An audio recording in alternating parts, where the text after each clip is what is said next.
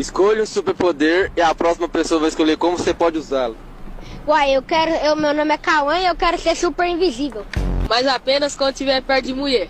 Agora escolha o seu superpoder e a próxima pessoa vai escolher como você pode usá-lo. Eu quero ler mente. Ele só vai poder ler a mente quando alguém estiver ficando com a mãe dele. Esse é o superpoder. Uai, homem de ferro. Mas ele só vai poder voar com o dedo no... Escolha um superpoder e a próxima pessoa vai escolher como você pode usá-lo. Super força.